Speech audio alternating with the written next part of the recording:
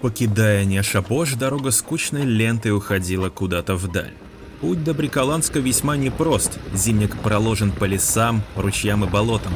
Дорогу часто переметает, но нам повезло, и мы благополучно прибыли в село.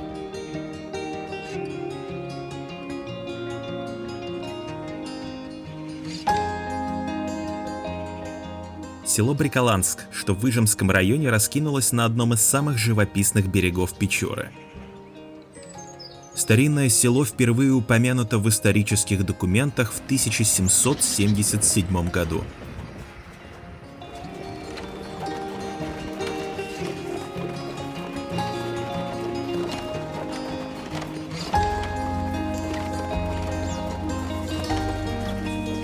По преданию, селение основал Даниил Терентьев из деревни Брыка, поселившись у устья ручья, названного им Брыка-Шор.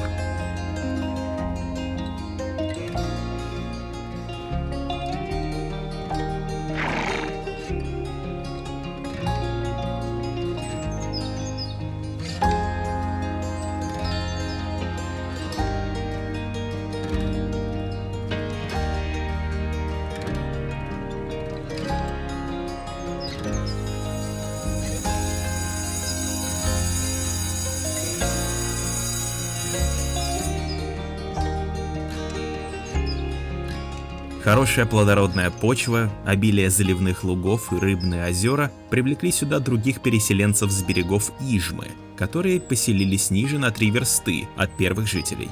Здесь берег Печоры был покрыт густым березовым лесом, что и отразилось в местном названии Кыч-Кар. С коми языка переводится как «березовый город».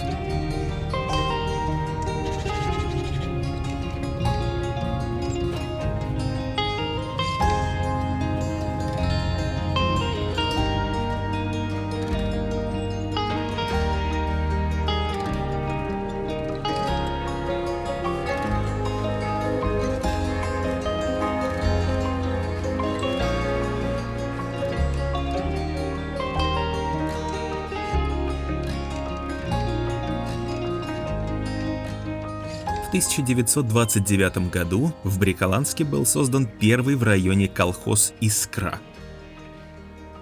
Многие годы брендом села и гордостью местных жителей является знаменитое сливочное масло, которое славится своим высоким качеством.